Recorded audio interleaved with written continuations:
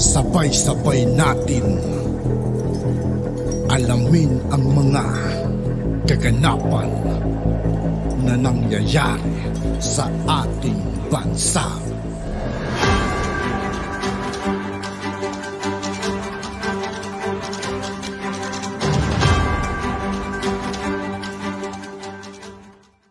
Yo, what's up mga kaibigan? This is Itoki po again.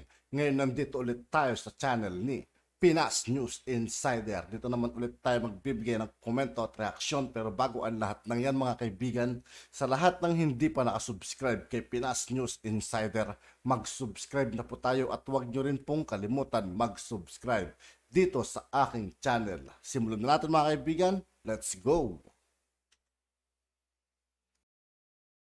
Ito ang balita ngayon, viral ngayon sa mundo ng social media. Ang di umano'y balitang tanim bala sa naiya. Bumalik na nga ba matapos matagpuan ang di umano'y bala sa loob ng bagahe ng mag-asawang Pilipino? Pero bago ang lahat, kung bago ka pa lamang sa aming channel, please huwag kalimutang mag-like, subscribe at i-click ang notification bell para mas maging updated ka palalo sa lahat pa ng bagong video na i-upload namin. At eto na nga mga kababayan, kamakailan nga lamang napabalita ang muling pagbabalik di umano ng tanim bala sa naiya matapos ang insidente na nangyari na kung saan mayroong mag-asawang babiyahing pa Thailand ang nakitaan di umano ng bala sa loob ng kanilang bag na nakasilid sa loob ng isang plastic bag. Ngunit mariing itinanggi ng mag-asawa na sa kanila ang bala. Papaliwanag pa nito, hindi kami, meron po kaming license at the same time. Sinong sirang ulong gun owner magdadala sa loob ng airport na naka-plastic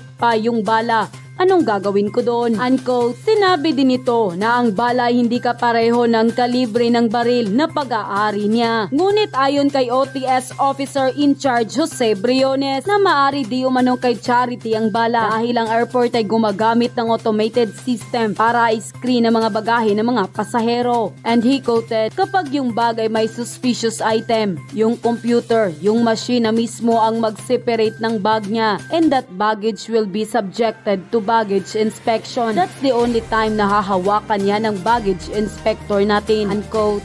Ngunit nanindigan naman si Charity sa pagtanggi sa ipinagbabawal na bagay na nasa loob ng kanyang bag. Matapos nga ang insidenteng ito, nagpasya si Charity na ibahagi ang video sa social media para magsilbi di umanong babala sa publiko. At sa huli, sinabi ng OTS officer na hindi na nito paiimbestigahan ang insidente at hindi rin magsasampa ng kaso laban sa mag-asawa. Ngunit marami sa ating mga kababayan ang labis na nagtaka sa naging aksyon ng OTS officer. Bakit hindi ito pinaimbestigahan? Gayong mayroon nang nangyaring insidente nito noon na nagpasakit sa ulo ng ating mga kababayan at baka muli na namang bumalik kang modus. Samantala, hindi naman mapigilan ng marami sa ating mga kababayan na magbigay ng kanilang hinaing at komento sa mundo ng social media.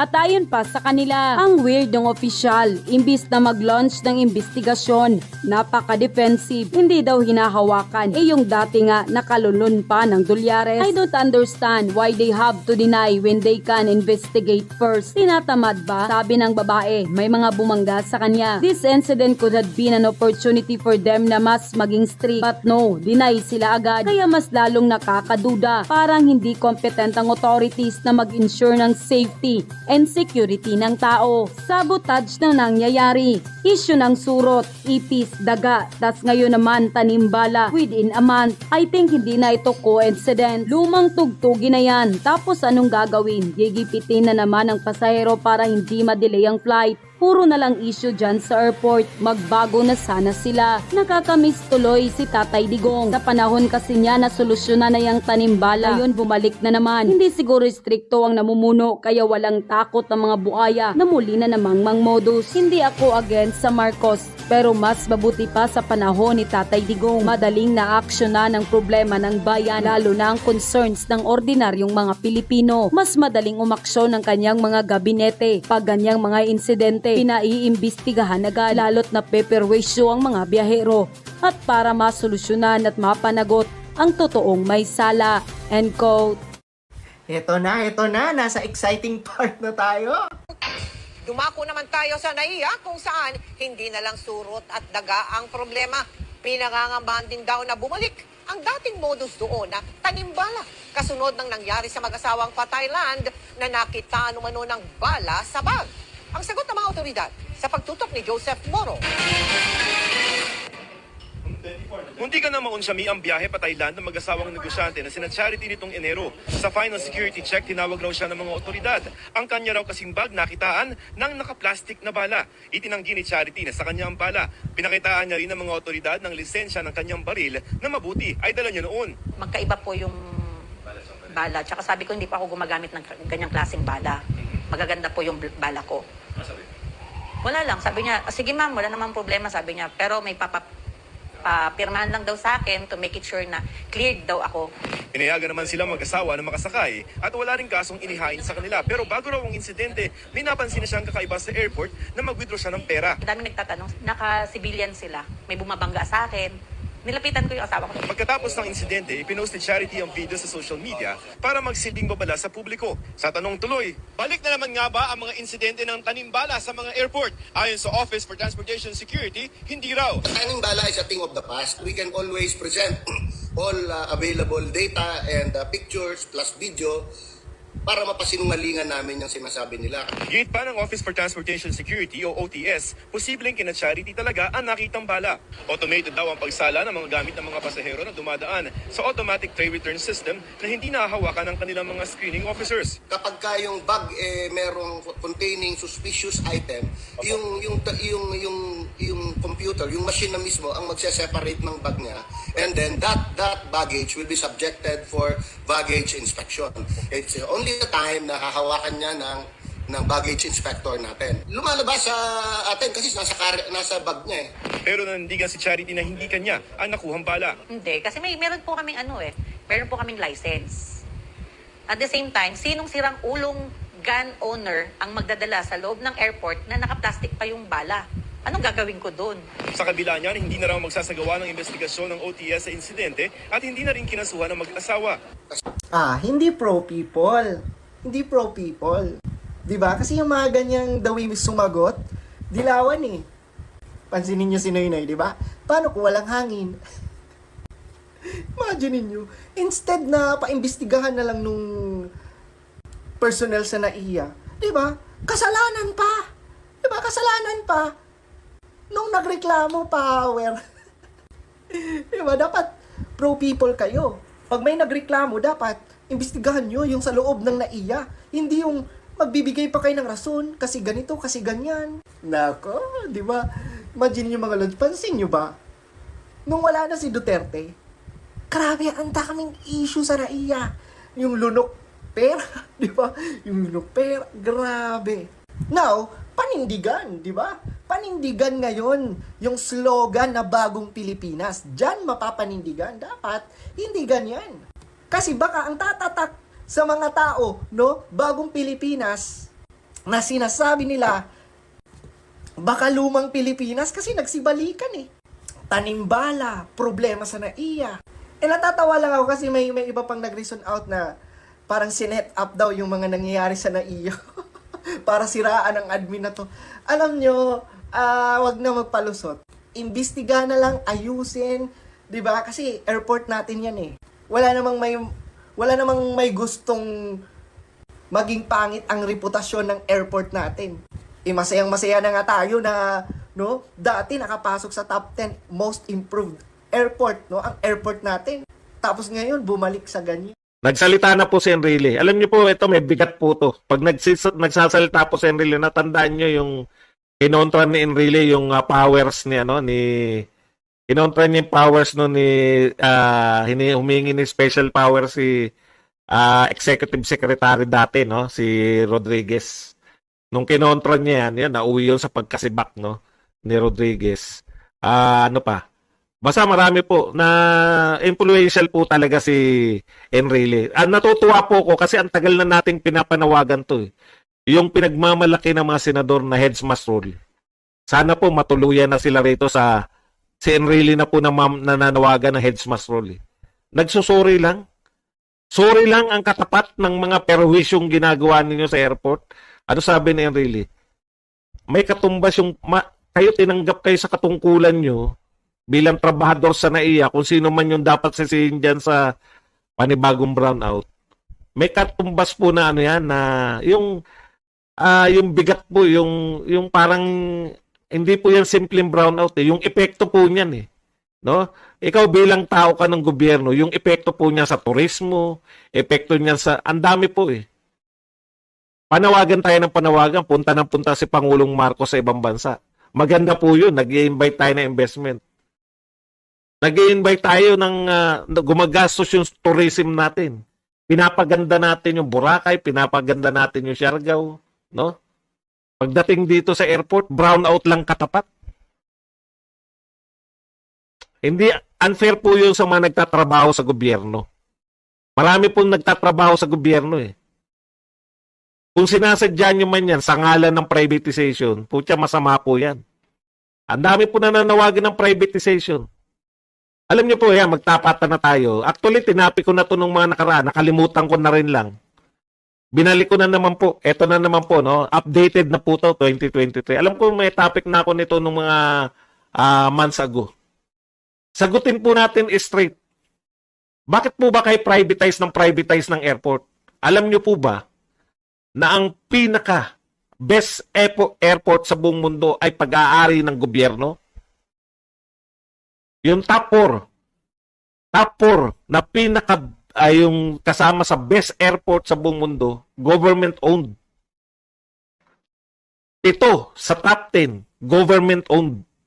Alam niyo po ba ibig sabihin nun? Bigyan ko kayo na halimbawa para tayo ay baka sabihin nyo, pinapaikot ko lang kayo. Ito po, sinerch natin yung top 10. Ngayon, latest sa buong mundo. Number 1 po yung Singapore Changi. Singapore Changi po ay pag-aari ng gobyerno.